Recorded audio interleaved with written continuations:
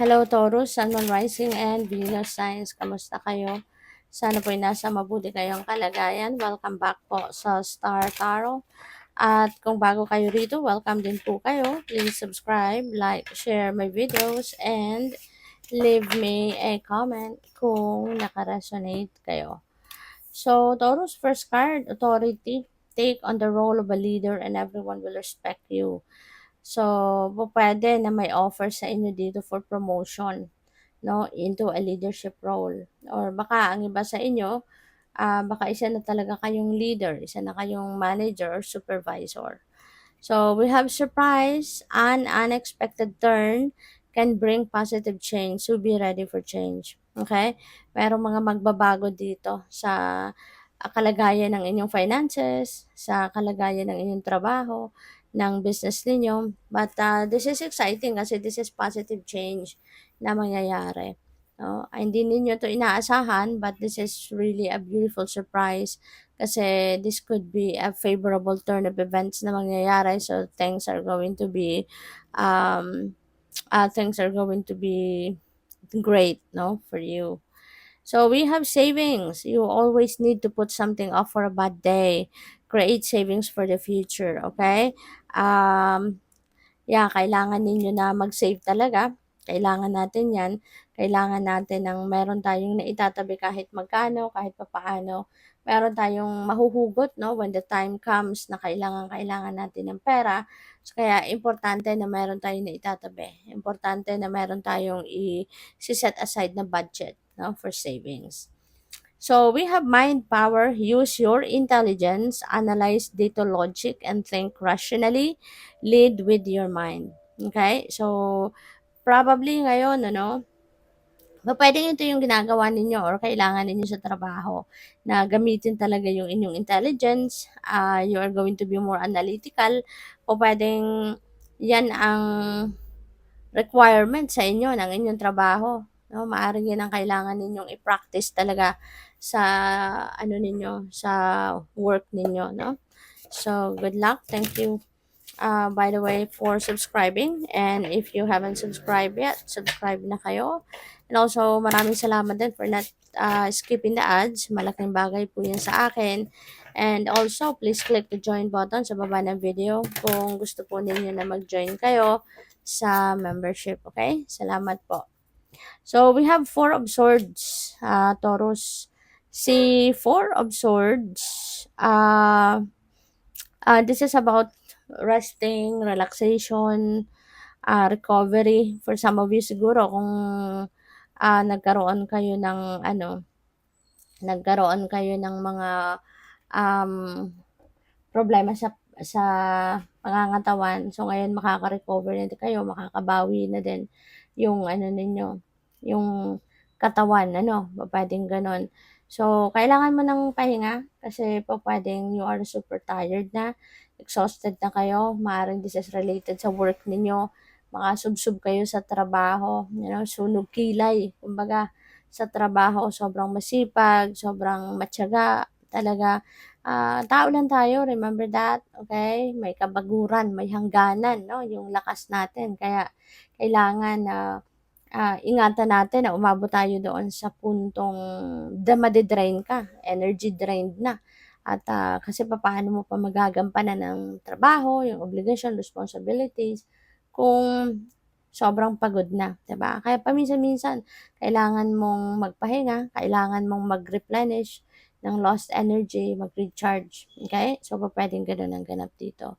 I can also pick up dito na in terms of recovery, pupuwedeng ang iba sa inyo nagkaroon ng losses, nagkaroon ng financial loss in the past, pupuwedeng related yan sa business ninyo kung may negosyo kayo or pupuwedeng sa savings ninyo, baka nagkaroon kayo ng losses kasi pupuwedeng humugot kayo ng pera sa savings ninyo, baka merong humiram ng pera sa inyo in the past, may umutang, tapos yun, baka inano na, tinakbo na, 'di ba? At hindi ka na binayaran, hindi ka na binalikan. So, yung losses mo na yan, maybe now is the time that you are going to recover from that financial ano, loss at ngayon makakabawi ka na.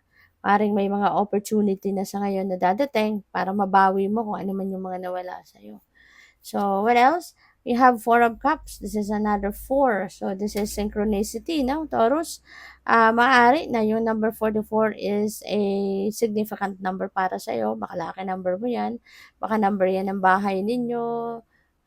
Maybe that is the first uh, or pa pwedeng that is the last two digit ng telephone number ninyo or first two digit ng phone number ninyo, 'di ba? So, pwedeng gano'n. Or however it resonates with you, this could be ano, synchronicity para din sa inyo. So, I suggest, no, tignan po ninyo yung ibig sabihin, i-google ninyo yung ibig sabihin ng number 44 for more guidance. Okay?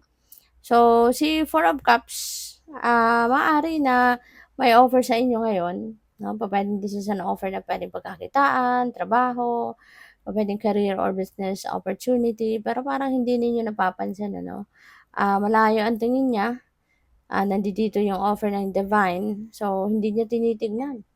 So, this could be a heads up para sa'yo na buksan mo na yung isip mo, buksan mo na yung sarili mo para dito sa mga bagong opportunity na dumadating.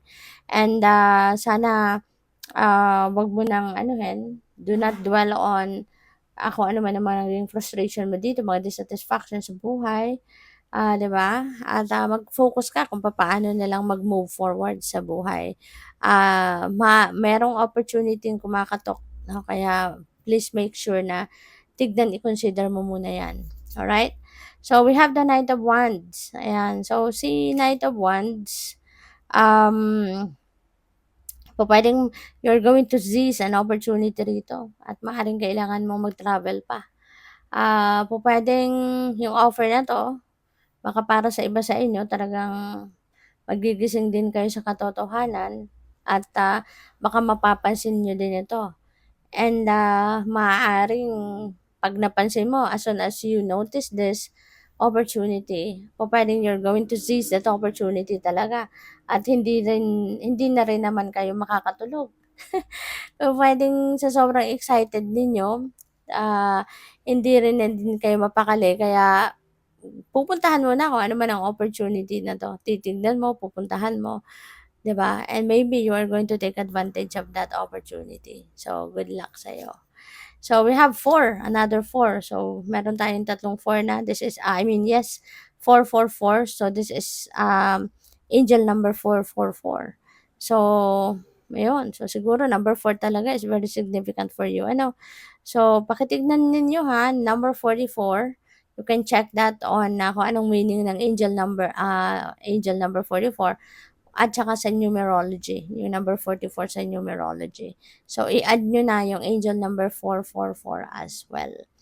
So, Four of Pentacles, pwedeng merong perang paparating, and this is the money na pwedeng pagkukuhanan ninyo ng savings, pwede ninyong itabi yung perang ito at para maging savings ninyo or pwedeng ito na yung magagamit ninyo, no, para ma-establish nyo na yung inyong financial security and stability at this time. So, good luck.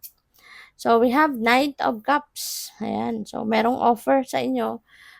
Pwedeng business, career, opportunity ito. Okay? Or baka merong trabaho or racket, 'di ba? Pwedeng ano to, bagong income stream or bagong money path na pwedeng i-offer sa inyo. Kaya good luck sa iyo talaga. The Tower. Si Tower, this is yung Tower moment, ano to sudden change, no? Merong mga changes na mangyayari sa buhay mo, maaaring may mga biglaan ito, no? So, pupuwede talagang related yan sa business, pupuwedeng sa career or sa work ninyo. Maaaring merong sudden change na mangyayari na hindi ninyo talaga 'to sukat akalain, hindi ninyo napaghandaan, 'no? Pupuwedeng gano'n ang ganap. Pero whatever this is going to bring forth, this is going to bring you towards kung saan talaga yung destiny ninyo. Kung ano yung destiny ninyo in terms of your money, career, and finances, dun kayo dito dadalhin. Kaya ano lang kayo, just go with the flow. Wag mo nang kontrahin, wag mo nang salungatin, wag mong madaliin or pigilan, 'di ba? Just go with the flow. Good luck. Thank you for watching. Love and light. Namaste.